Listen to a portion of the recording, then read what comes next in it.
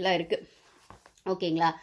So அந்த மாதிரி அவங்க கேட்டாங்க. பாரு உடனே விஜேஸ் வந்து தலை சொன்னதை கேட்கலாம்ல அப்படிங்கிற மாதிரி சொல்லிட்டாங்க. அது நீங்கள் உங்கள் வீட்டில் பண்ணுவீங்க, இங்கே பண்ண முடியாது. Okay fine. இப்போ வந்து பாருவா அந்த கேம்க்கு ஏற்ற ஃப்ளோக்கு ஏற்ற மாதிரி இவங்க தான்றது மாதிரி சொல்லிட்டு இருந்தாலுமே இப்போ இவங்க மாற்றிக்க ட்ரெயின் பண்ணிட்டுருக்காங்க அப்படின்னு தான் நான் நினைக்கிறேன். அதனால திருப்பி எல்லாரும் கூட மிங்கிளாக பார்க்குறாங்க. ஒரு வகையில் இது அவங்க ரம்யா கிட்டேருந்து கற்றுக்கிட்டது தான். அந்த வீட்டிலே இருந்து இந்த வீட்டு கூட ஃப்ரெண்டாக இருக்காங்க அப்படின்னும் போது அவங்க கன்னிங்காக ஃப்ரெண்டாக இருக்காங்க ரம்யா.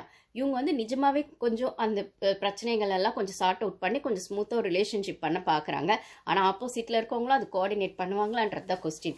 ஒரு சிலர் கூட இப்போ பழகுறாங்க அப்படின்னு சொல்லும்போது இப்போ வியனா கிட்டலாம் இப்போ இன்னைக்கு தீபாவளிக்கு பார்த்தீங்கன்னா எல்லாருமே ஒன்றா பேசுறது செய்கிறது எல்லாம் பண்ணும்போது இருந்தாலுமே உள்ளுக்கு கோல்டாக ஒன்று வச்சுக்கிட்டே பேசுறது இருக்குல்ல, கோல்டு வர மாதிரி அது திருப்பி பண்ணுறவங்க பண்ணிட்டு தான் இருக்காங்க. ரம்யாவோ அதுக்கப்புறம் வந்துட்டு இவர் சபரியோ சுபிக்ஷாவோ இல்லை உள்ளுக்கு இருக்குது, ஆனால் வெளிக்கு தெரியல. ஒரு சிலர் ரொம்ப டீசெண்டாக ஓகே அது டாஸ்க் அப்போ பண்ணோம் இட்ஸ் ஓகே அப்படிங்கிற மாதிரி இருக்குது.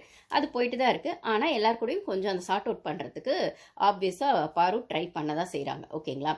இது என்னோட பாயிண்ட் ஆஃப் வியூ. போக போக தெரியும். ஆனால் ஏன்னா இதுக்கு மேலே அவங்க திருப்பி எல்லாரும் இரிட்டேட் பண்ணிட்டு அநாயகமாக இருந்தாங்கன்னா அவங்க கேம் ஸ்பாயில் ஆகிடும்ன்றது அவங்களுக்கும் தெரியும். இவ்வளோ ஸ்மார்ட்டாக இருக்கவங்களுக்கு வெளில எப்படி போகுதுன்னு தெரியாதா?